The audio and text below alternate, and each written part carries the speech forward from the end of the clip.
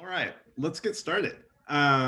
First, to kick things off, my name is Ryan Pougiales. I work at Third Way on the politics team here. And I just want to thank all the participants, as well as, of course, the panelists for joining us today. So we are here today to talk about voting, since I hear that's something that a lot of people are doing right now. We are now, today, 2 weeks out from Election Day. Right about now on November 3rd, we'll be getting the early exit polls to kind of make it even more anxiety producing at the moment we're in. So both sides have 14 days to convince and turn out a winning coalition of voters. Again, no pressure for anyone on this call. And so today we're here talking about how Democrats and progressives can and are doing this vital work, how they're persuading voters to vote Democratic who may have voted Republican or third party in 2016, but also persuading non-voters to vote maybe for the first time in 2020. But also, we're going to talk about turning out the broad swath of Americans who sometimes need a little extra push to vote. So talking about both that kind of persuasion work and also that kind of GOTV and turnout efforts that are also just crucially important this time of year. So we've put together a great panel to talk us through this. So going around the horn in an alphabetical order, we have Matt Morrison. Matt is the executive director of Working America. Working America is the community affiliate of the AFL-CIO, and they work on the ground in neighborhoods really all across the country to mobilize and share information on critical issues and candidates. So thank you so much, Matt, for joining us. Next, we have Archana Sahgal, who is a director of the National Immigration Law Center's Immigrant Justice Fund. The Immigrant Justice Fund encourages the participation of immigrants in the democratic process, but also advances smart, effective, and fair immigration policy as well. And Archana leads the group's 2020 presidential project this year. And we have Antjuan Seawright. Antjuan's the founder and CEO of Blueprint Strategy, a political consulting and public relations firm in South Carolina. Antjuan's also advised the DCCC, DNC, and you're liable to see him on CBS News providing political commentary as well these days. So again, just a big thanks to all three of the panelists. We really appreciate you sharing your time, especially in this crazy moment we're in, again, 14 days before Election Day. So thank you so much to all three of you. And finally, before we jump into some questions, we'll have time at the end for Q&A, maybe 10 minutes or so. So when you do have a question, please just click on the Q&A button you see at the bottom of your screen. And just type in your question and submit it that way. Feel free to submit your questions at any time, and we'll get to as many of them as we can at the end. So jumping into some questions. To kick things off, historically, there's been a dichotomy in how people understand and think about campaigning. There's turnout or GOTV on one side, and then persuasion on the other. But my question is this how campaigns and organizing efforts operate in practice right now? How things are actually being done on the ground? Matt, want to take a crack at this first one, and then we can kind of go around and get everyone's perspective? Would love to, and thanks so much for having me.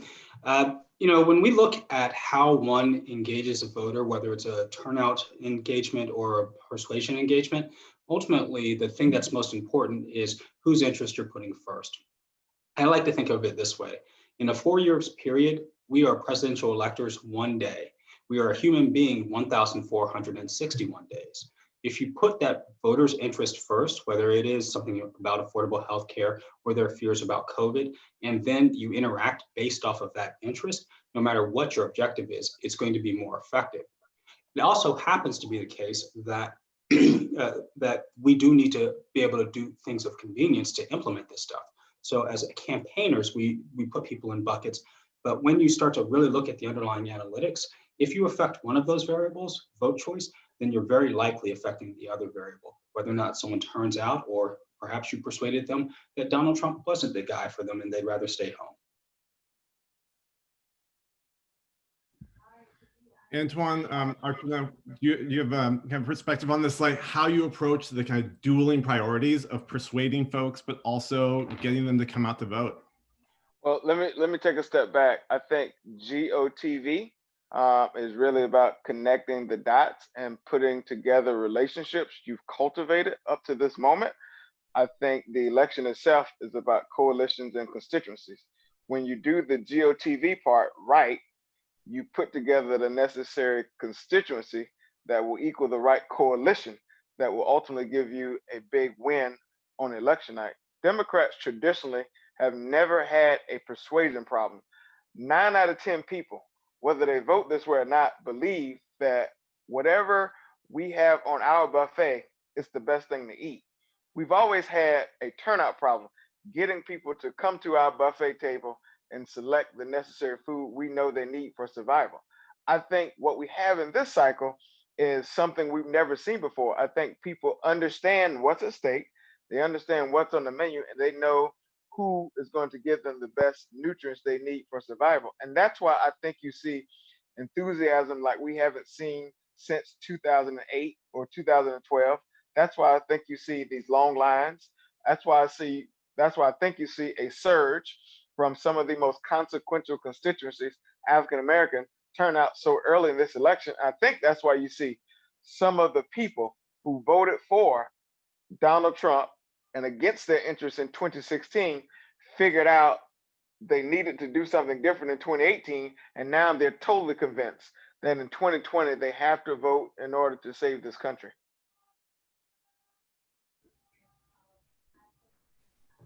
I'll jump in next because it feels like a nice segue between Matt and Antjuan's comments. So first of all, thank you so much, Ryan, and the entire Third Way team. I'm really grateful for the opportunity to go deeper around this specific topic because 14 days out, it still feels like there's this false binary on some of these campaign strategies, and just the opportunity to talk about persuadables feels really important right now. Just got some polling around North Carolina that, I mean, it really is a dead heat, and so we need every single person, every single voter going out. For us, what we saw in 2016 was that Trump was using anti-immigrant rhetoric and policies as his main campaign strategy. After all, build the wall was his campaign chant. And we knew that throughout his immigration, all these anti-immigrant policies was just be able to like shore up the base and create the base well fed. And so we also knew as an immigrant justice organization that immigration policy is not a top issue for persuadable voters. It's really clear. It's like healthcare, COVID, the economy. But we knew that certain voters needed some inoculation from Trump's rhetoric, and his strategies and his policy really work, because we also knew, and this is the piece of it that feels really important to notice, that Trump was going after Black and Latinx voters who are in the quote unquote middle. And we also knew that persuadable means really different things depending on the voter. And we've been really clear at the National Immigration Law Center, Immigrant Justice Fund, or IJF, that we don't use the term swing voters because not all voters who need to be persuaded are swing. And we know that some Black and Latinx voters and some Asian American voters are actually are at varying degrees of persuadable. And of those voters who have not strongly committed to Trump or Biden, they're going to need an extra push to move them towards Biden. And so we knew that they needed some inoculation around Trump's rhetoric, since it was really clear, like I said, he was going after some of these folks. And so we decided to go after some persuadables, knowing that the states that we were in Arizona on the independent side, North Carolina, and Wisconsin, that folks were going after them. So we thought it was really important to go after persuadables, obviously feeling very grateful to everyone that's doing base work. And like, this is what it means right now for making sure that everyone goes out. But our program is really focused on kind of the messaging and the turnout and getting folks out on the persuadable side. So I just wanted to kind of share a little bit of context and background about why we don't use the term swing and we're really focused on persuadables. Can I follow up on one point she just made? Keep in mind, this is the first time, at least in my lifetime, we had to have an election in the middle of a pandemic. And not just any pandemic, the worst pandemic since 1918 that has caused some of the worst economic challenges in this country since 1932. So the idea of persuasion looks a lot different than it has in any other election that most of us has experienced. So now the persuasion, in my opinion, looks like trying to convince the average voter who may not play politics at the level we do that not only does your vote matter, but your vote will determine whether you are successful or not. Because we oftentimes tell people that vote matters, but we don't always close the gap in terms of how their vote will translate to their success, their family's longevity, and their community's overall well-being. I think the persuasion piece this time around is just reminding people what's at stake in this election. And that's why I think you see Democrats all around this country raising the alarms about the urgency and raising fears like we never had before about what could happen if Donald Trump, Mike Pence, and Mitch McConnell have their hand on the power switch after November 3rd. Yeah, absolutely. So at this point in the race, you might expect that everyone has an opinion on both candidates and how they're going to vote, right? But in reality, polls show, national polls at least, that 10 to 15% of voters are either still undecided or they're just leaning toward a candidate.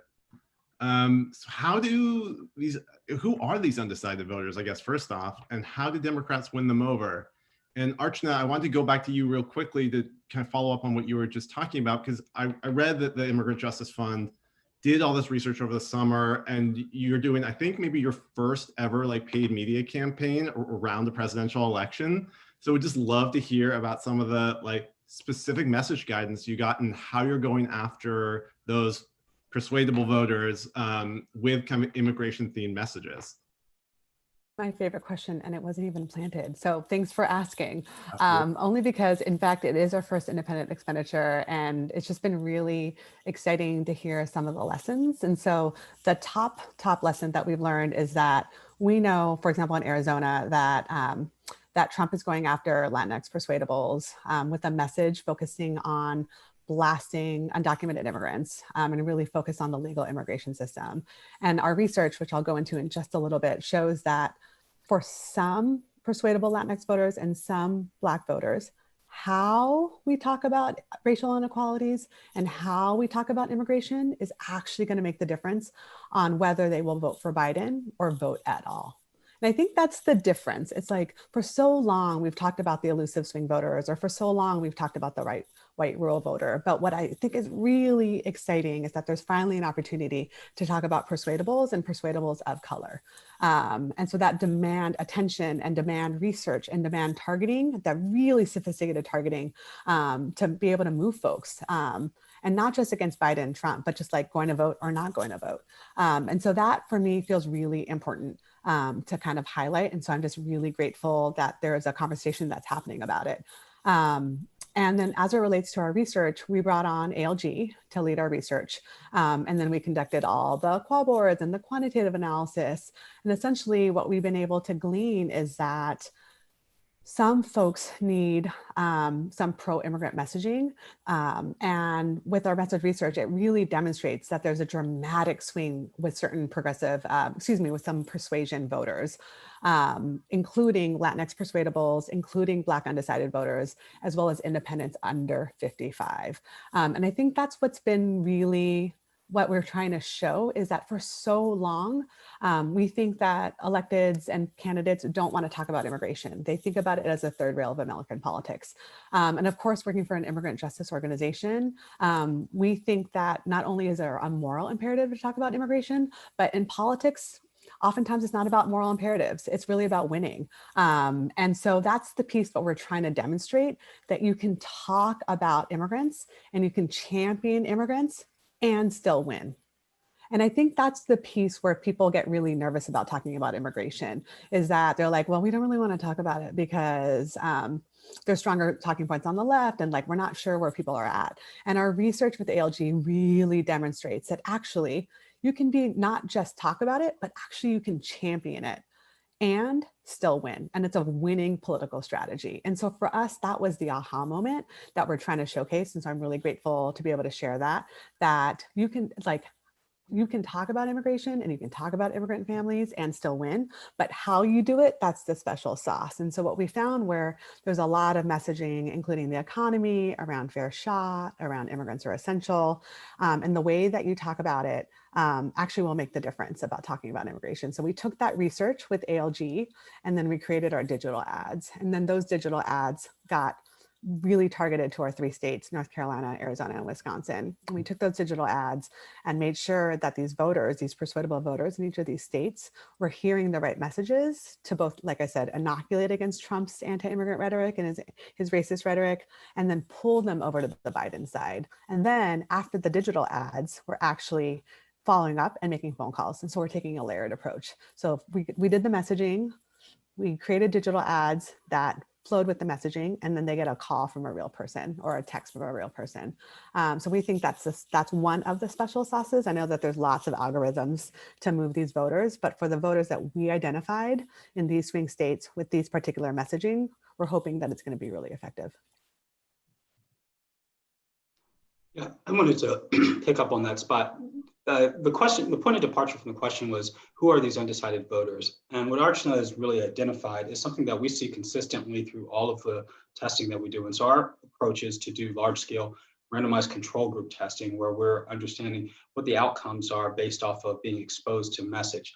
What we see is that consistently, no matter what mode you're reaching out to someone in, what the words you're saying, all of it, there's a through line about who is responding. These are people who don't like politics. They're not invested and engaged in the system. So Antjuan was talking about, you have to convince people that the thing actually changes their lives, their well-being. Well, there's a reason that most voters don't see that the system works for them, because the system does not speak to and serve them. And so they tend not to watch cable news. They tend not to have four-year college degrees. And those are also correlates that are highly present in communities of color. So when you start to really think about it, what you see is that a persuasion voter, a mobilization voter, whomever, tend to be voters who aren't otherwise deeply committed to the system. There was actually a really great analysis of this in the New York Times this morning from a couple of Stony Brook professors. And their analysis is that some 80%, that feels a little high, but kind of not that far off, of Americans are disaffected from the political process altogether. If we start to think about that large swath of the electorate, we see we are a polarized red versus blue country. We're a polarized, it doesn't matter versus I'm on Twitter 24 hours country. I think we also have to remind ourselves that the number of people in the political pool is expanded in this election because the stakes are so high. And so when you talk about what that 15% of people who are undecided, these perhaps could be people who never decided to jump in the political pool one way or another, whether that's being involved from a volunteering or giving money, or even having an opinion on social media, or even deciding that they want to participate at the ballot box. And so I give them grace for being undecided to this point. What I think sometimes those of us who are in this business forget is that we live in a bubble. And our lives revolve around what's on social, how many likes we get, how many retweets, how many reposts, all those things. When the average person who's just trying to figure out how to make the day and the night meet and hoping their family's okay, they don't pay attention the way we do. And so for people to make the assumptions that because one candidate is talking about healthcare and the other one is talking about immigration or education or whatever the case may be, and that's going to be the thing to drive people to having a decision to be made, I think that's crazy as hell. In fact, I would venture to tell you what my mother always said to me growing up: different strokes for different folks. If I really believe in my heart a policy agenda was the reason people show up to the polls, then guess what? Donald Trump would never be president, because I can't think of too many policy proposals or a real policy agenda he had other than fear, anger, frustration, and confusion in 2016, where Hillary Clinton and the Democrats wanted to talk about things that make the American experiment better. So I say all that to say, to the 10 to 15% who are still undecided, you are the reason we cannot start measuring the Drakes as Democrats, because we get polls that are flirtatious towards us getting across the finish line first. You're the reason why we still have to keep the gas mashed, as we say in South Carolina, to the floor in terms of engaging and figuring out how to persuade if that is the case. And you're also the reason to give people a reason to show up at the ballot box. Because if you don't give me a reason to show up, there's no way I'm going to think about showing up.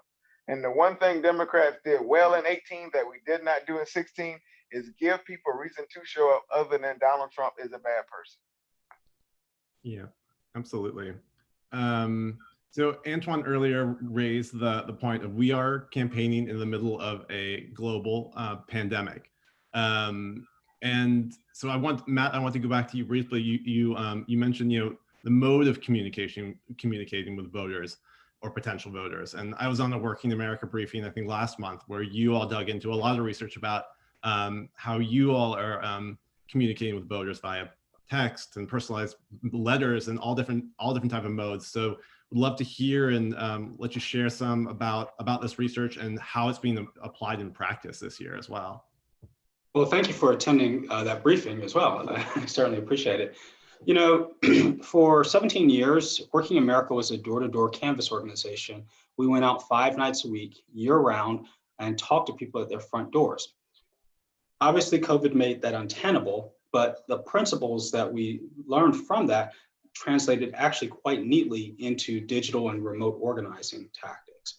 And so the first thing that we understood was the conversation has always got to be about you, the voter, not about our agenda. You can bring that into text in a pretty seamless way. We started off with a goal of trying to actually reduce viral spread in the communities where we were organizing. So we were texting millions of people. This was before Trump made wearing a mask a political act, with simple messages that are informed by behavioral science. Are you doing your part to keep us safe? Wear a mask. Because you could see from the tracking data that there are certain communities that were not taking this virus seriously enough. Black communities, brown communities, young people, people from households earning less than $75,000 a year, Fox News watchers. And by virtue of building a relationship had nothing to do with politics and only had to do with people's health and well-being, we saw then subsequently when we did talk to them about politics, when we did talk to them about Joe Biden, people were listening because this wasn't just a transactional conversation. That one tactic is going to add nearly 500,000 votes for Biden and down-ticket Democrats across the country this year. But it's part of a series of engagements where you put the person's interest first, and then you think about, are you a Facebook viewer? You know who's on Facebook a lot? Older women. So that's the crowd that you're speaking to with Facebook communication. Younger people, men tend to be more responsive to texting. It's a kind of mismatch of who responds to personalized letters. And so the mode of engagement makes a huge difference in whether or not the person can hear you in the first place. That's super interesting. For Antjuan and Archana, it's really interesting. It's almost like parallel campaign worlds happening right now. Matt talked about how they've gone, they transitioned their approach toward reaching out to voters to being all, virtual or, low or no contact, versus the Trump campaign and Republicans who are, basically proceeding as normal right now. Where do you fall in this debate, where, prioritizing public health and, changing campaign tactics versus just kind of plowing ahead like the world is normal? Well, I grew up in the business of knowing what a true grassroots campaigner is. And so my life has been built around, my career has been built around high touch. Because of COVID and because of some improvements in political technology, there are a lot of people who focus on high tech. I think in 2016, we sometimes got too cute and did too much of the high tech and did not do enough of the high touch. Well, I'm a firm believer in Rob Bass and his old song that said it takes two to make the thing go right. So I think we have to do, if we want to be successful, we need to do high tech and high touch. Now, we talked about this is the first time in my lifetime, and I think all of us on this event, where we've been in the middle of a pandemic. This is also the first time in which, from Democrats, particularly from an African-American engagement perspective, where we have not been able to do traditional GOTV as we know it, whether it's fish fries, community events, whether it's showing up at worship services on Sunday morning or Tuesday night, whether it's traditional grass tops and grassroots meetings. And so we've had to make adjustments, as they teach us in yoga, and do the things as Matt just talked about, and making everything virtual. However, I do think there's a way to get the high touch into the high tech, even in the middle of this pandemic. I said to a group of pastors just Sunday in North Carolina doing a Souls to the Poll event, I said, there's nothing wrong with having a candidate or even you mention on your Zoom sermon to your congregation about this election. What's at stake? Who's on the ballot? If there's a video to be played or displayed, do it. In terms of traditional outreach from meetings, stump meetings, fish fries, and so forth, you still can do drive up and drive by events. So you still can have a way to touch the people. And guess what we can also do? We can still pick up that phone. It doesn't have to always be a text message. It can be picking up the phone, a simple phone call to our neighbor, sending a postcard or a note. Those are things that we can probably recalibrate as high touch in this environment where COVID is going to have an impact on how we participate, who participate, and what participation looks like. Totally agree with Antjuan. It's like both. I'm balancing out my disappointment about the plans that I know many of us had to be on the doors in a very big way. And then I'm also balancing that against how sophisticated his voter contact has had to be because we're up against the pandemic as well. That being said, acknowledging, as Antjuan shared, the incredible work of people on the ground that are still on the doors. And so just over the weekend, I've been thinking a lot about one of our state-based partners, which is North Carolina Go There Action, and watching them do all this early voting. And so they had food trucks, they had PPE, they had music, they had voting, and like, it's a thing. So it's like, no one can stop them from doing their thing. And I'm just really grateful that they're doing their thing because it's like, as I shared at the top of the phone call, it's like we're all watching those poll numbers in North Carolina, and literally it's going to be every single vote. And so whatever it takes, a fish fry, a taco truck, some music to get folks on out, in addition to the layered approach that we're all taking, which is all the digital ads, the lit drops, the speeches. I mean, just going to take it all. So I love kind of the analogy around like a buffet. It's like, we're just going to need a buffet and everyone's got to do what they need to do and what they can be doing. I'm trying not to be so judgy about people's plans and just practice some gratitude about how people are showing up and when they show up. Yeah, absolutely. Excuse me. So just a reminder to participants, questions are starting to come in, but please feel free to just go into the Q&A box and just drop in your question and we'll get to them in about 5 or 6 minutes. So Archana raised the state of North Carolina, and North Carolina and really a host of states in the South and actually all across the country are voters that are facing, real, tangible, and sometimes implicit voter suppression efforts by Republicans. So would love to hear everyone's thoughts about how Democrats and progressives can use GOTV efforts to combat voter suppression in this election and help ensure that everyone has their vote fairly counted, and try and just make sure everyone gets their voice heard. Matt, do you have can I go to you on that one? Thanks for the question. And, there's two parts of this that I think are important to understand. There's the actual act of voter suppression.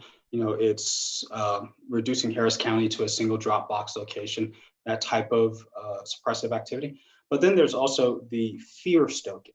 And so I think it's always important to understand the language that we use to talk about voter suppression actually has consequences because people become concerned that their votes won't count. We increase the number of people who are waiting in line for early in-person voting by increasing the amount of attention that is given to efforts to suppress mail-in ballots. And so we should always be very deliberate in our language choices and how we're communicating on this. Although we also have very good evidence. Look at, Stacey Abrams is not governor for a reason. That there's large scale and concerted modern day voter suppression tactics. So, the things that you do to protect your vote are the same things that you always do. You show up at the polls. You make sure that you follow the process for voting. You make sure that if you are required to sign your ballot or enclose it in a privacy envelope, a la the naked ballot controversy in Pennsylvania, you follow the process. But you also rely on organizations, some of which are well known, who are constantly organizing to make sure people understand the process. There's some amazingly smart work being done across the spectrum to make sure that folks understand the mechanics of how to request a mail-in ballot, how to track their ballot. At no point in the public discussion do we pair, or it has not sufficiently been paired in the public discussion when we talk about mail-in balloting, that about half the states allow you to go online and track where your ballot is in the process, similar to anything that you might order from an online store.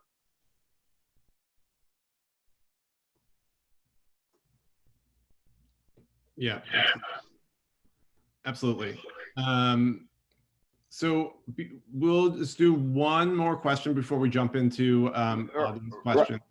Ryan, can I follow up on that? Yeah, please. I think, so if we take a step back for a second, I think what Republicans have figured out is the people who participate the least are impacted the most in elections. And voter suppression did not start today. It was going on during the times of my grandparents who were sharecroppers in the South. And they always wanted to limit the participation of the minority to keep us on the menu and us never have a place at the table. Remember, these voter suppression efforts ramped up and became more visible in our day after the election of Barack Obama in 2008, when we had a surge of turnout among African-American voters and younger voters. There were voter suppression laws that were implemented starting in state legislatures across the South, and that became a political cancer, policy cancer, that made its way around the country. Then along came the Supreme Court decision, I think it was in 2013. Fast forward the tape, you look at Stacey Abrams not being governor of Georgia because of voter purges, a poll tax in Florida, South Carolina voter ID laws, and now there's witness signature requirement. In North Carolina, the largest case of election fraud in modern day history. Part of the reason Dan McCready did not win the 9th Congressional District in 2018. They're closing down precincts, not enough machines at precincts. Because I think what they figured out, if they can suppress our vote, then they suppress us. And it's so unfortunate. And we should not make any mistake about it. While we're on the Zoom here today, there are people in rooms all across this country trying to figure out more creative ways to suppress our vote, whether it's voter intimidation about police at precincts, whether it's trying to still sabotage the idea of voting by mail. And it's a real thing. The tectonic plates have shifted in the South. That's why you see candidates like Jamie Harrison, Reverend Warnock, and others really finding their political way in this environment. I think people have fear about that. And the only way for them to counter that is to really suppress the votes of people who will get these people across the finish line first. And I think we have to be reminded of that. I think we have to remember fighting voter suppression is going to be an ongoing thing because it's going to look different every day of the week and every cycle. I'm so thankful what Democrats have done leading up to this point, from all the lawsuits between the DSCC, the DCCC, and the DNC that have unlocked unlimited possibilities so we can participate. But us fighting voter suppression will not end on November 3rd. It's going to be an ongoing effort, particularly when we get into redistricting and what the lines will look like for the next 10 years in this country after this election. Yeah, absolutely. So before going to audience questions, I wanted to close with this. Oftentimes elections are characterized as a turnout election or a persuasion election, but this year we could see all-time record turnout. But at the same time, should Biden win, fingers crossed, disaffected 2016 Trump voters and former Republicans may be a crucial part of his coalition. So, and of course, you know, as we've been talking about, on top of all this, we're in the pandemic. So when all is said and done, what do you think the story of the 2020 election will be in terms of this debate? Or will it be, you know, set a new template going forward? Archana, can I go to you for this macro question? Yeah, absolutely. As for folks that do this work as part of their day job, in addition to it being like a huge honor and a responsibility to do this work, it's also really fun. So we're also in the process of trying to create a narrative in the lead up to Election Day about what this is about, and a real narrative and an accurate narrative. And then obviously my organization is doing scenario planning for election night. And one of the things that we're hoping for is that it, like I shared at the top of the call, it is the narrative that we're trying to show is that it is possible to win and win big and to make the difference in some of these key battleground states when you talk about immigrants in a very specific way that's focused on unity and fair shot in the economy and around an essential workforce. And so that's the narrative that we are seeing right now. And we'll know if that narrative is successful on Election Day or the subsequent days following Election Day while the ballots are getting counted. And that narrative will hopefully result in that work creates the narrative that's accurate, and that will result in a major push for not just policy change, but also culture change. Yeah, absolutely. Thanks for asking. Yeah. Antjuan, Matt, what's your kind of take on that narrative question that you see coming out of this election? I think the narrative pending. I think the narrative is going to be this election shape the future of this country for the next 30 or 40 years, considering what's at stake. And sometimes we get so focused on the presidential and the top of the ticket. Truth be told, the down ballot races may have more impact in this election than any other election in modern day history because of redistricting, because of some of the issues that state legislatures will battle going forward, because down ballot races will determine what the House and the Senate look like, who controls governor's mansions, which gives you real power in this country. Because Biden and Harris, hopefully they are winners, they will be limited to what they can actually accomplish. Without a House and the Senate, we know how that goes. Barack Obama experienced that in his second term. If we don't win down ballot races, then the next 10 years of this country may look like what the past 3 years or so under Donald Trump has had. And so I think the narrative is going to be whatever happens in this election will shape the next 30, 40 years. And not to mention, we all are experiencing now what Trump's ability to appoint to the court and the Republican majority Senate to confirm, and what that will mean for other judicial appointments. By the way, who will be there for a lifetime appointment, not any given election cycle by any given elected party or person.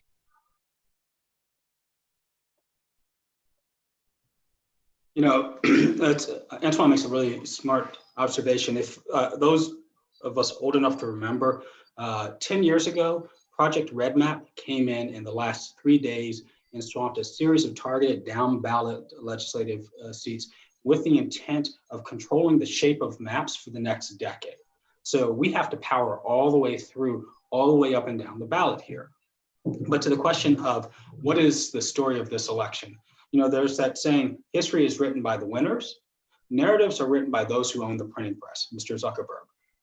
And so what we have to understand is that the interest of those who control the printing press needs to be informed in how we're strategizing to shape what the narrative is. But ultimately, what we need is the power to change the trajectory of history. You do those things together, and we will have a very promising future.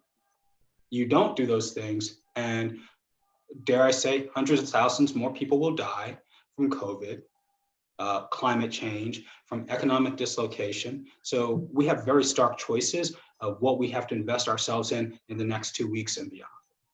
Yeah, absolutely.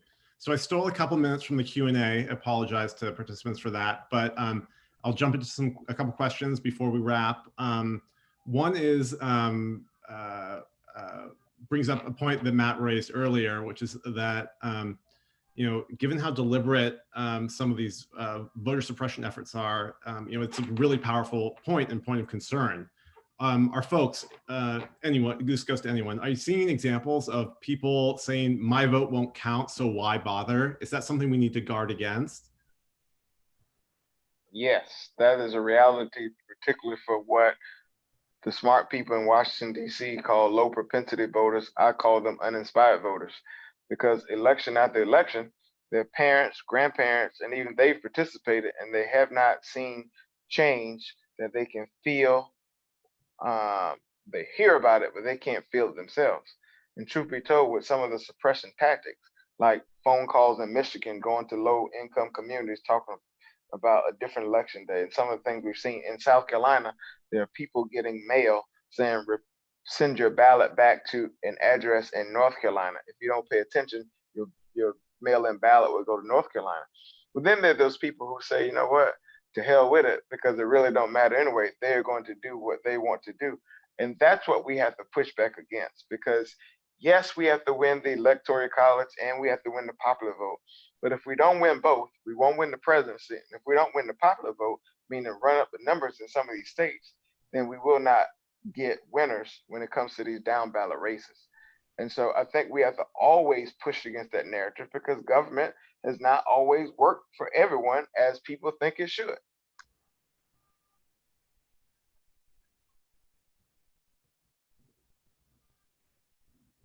Yep, absolutely. So we have time for, I'll try and squeeze in two more.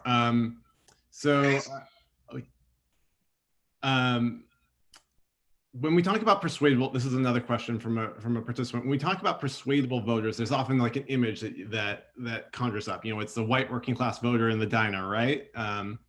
But can folks talk a little bit about different types of persuadable voters and what people may miss when they narrowcast on this stereotype of what a persuadable voter is? Archana, I know you've been doing a lot of work on this, so would love your perspective. Thanks. So it's like, it's so funny because they're like, it seems to me there's some myths around it. And so it's just been really nice to just kind of share who these folks are. So to give you a little bit of texture, so in Wisconsin, the 53,000 folks that we've identified as persuadables are actually high turnout independent women. And so it's fascinating that like these folks are high turnout, like these folks vote every single cycle, and they need to be they're persuasion voters. So that's in Wisconsin. For North Carolina, we've identified about 45,000 persuadable voters that need to be inoculated against Trump's anti-immigrant and racist messaging. And that's specifically about 30,000 Latinx folks. And so what's interesting about the Latinx persuadables in North Carolina is that we know there's about 220,000 registered Latinx voters in North Carolina. And so which means that our program of reaching out to 30,000 folks, that's approximately 15% of this voting block. And that will hopefully account for 4% of this vote in this battleground state. So these numbers, I mean, it's just, they both strike fear into my heart because every vote counts, and it makes me very excited and really grateful for the full team and the program. And just to round it out, just in terms of who are the persuadables in Arizona, we've identified 2 blocks of voters. It's about 40,000 folks, and it's about evenly split between 20,000 or so Latinx persuadables and then 20,000 rural independent women. And so every single persuadable voter, depending on what your message is and who your research is focused on, looks really different, both by age, ethnicity, high frequency voter. And so that is where I'm just really appreciative of everyone's work, especially on this Zoom, just doing the voter contact work and the typology of the persuasion voter that we need to do. So that's just a little bit more texture around our program's persuasion typology. That's great. Antjuan, Matt, to close things out, who are the kind of under the radar, discreet, persuadable voters who could get this done for us in 2020? Everybody's persuadable. We always say this every election, and I've been guilty of saying this is the most important. I've even got cute saying transformational. Some people say consequential. But this election will mean life and death for some communities and some people in this country. And so you cannot leave anything to chance or make the assumption about any voter in this election cycle, because that's all conventional wisdom, and we're not living in conventional times. Truth be told, I think this election will see more split tickets than we ever have in modern day history because of what is what's at stake up and down the ballot. And so everybody's persuadable. There are going to be different things that motivate and lead different people to vote however they choose to vote. And I don't think Democrats can go to sleep at the switch thinking, because we're up in the polls and because some of the indicators show that some of independent voters like Biden and Harris, I don't think we can make the assumption because they like them, they're going to vote for them. Because I know Republicans who will find every reason in the world to sprint to their partisan corner and use this idea, I'm voting for my party over the person. I know independents who will say, well, this was all good before this pandemic, and I believe we're going to get on the other side of this, and the economy was working well for me. I know Democrats who, as we just talked about, who say, I've been voting Democrat for a very long time. This is not working for me. We have to do something different. And so there's so many variables that go into people's minds about their decision making. So at this point, I'm convinced everybody's persuadable, because we know when we run up the clock and we run up the ticket or the counter in terms of votes, we have a better chance of winning. We won by 3 million more votes in 2016, yet we do not have the presidency. And so I think we have to always think about history and be guided by that. The more votes we put in our column, the better we are up and down that ballot. That's powerful. So the question was, who are the persuadables, the discrete segments that are worth extra bit of attention right now? One community we haven't talked about in real detail today are AAPI voters. Our research is really clear. The best bang for your buck when it comes to swinging a voter's vote choice are the folks who are most ignored. And there aren't many people who are more ignored in political engagement than AAPI voters in this country. And so when others zig, we should zag. That's why everyone is persuadable. But we also need to think about this in terms of what are they looking for? And so referring back to the Stony Brook analysis from the New York Times this morning, the number one issue that guides the interest of that 80% of people who don't care for politics is wage pressure. And so we've been living through 45, 46 years of downward wage trajectory that got a whole lot worse in the last 7 months. And so unless and until we address ourselves to that longer term, then they're going to be persuadable to go the exact opposite direction a year from now, 2 years from now. And so we cannot rest on our laurels, and we need to actually lock in a coalition, a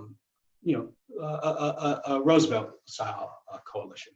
Yeah, absolutely. Well, not resting on our laurels is a great way to sum up where we are in the next 14 days we have ahead of us. I want to thank all of our panelists, Antjuan, Archana, Matt. Thank you so much for sharing your time. This very very crucial period of time we're in right now, and all the participants for joining.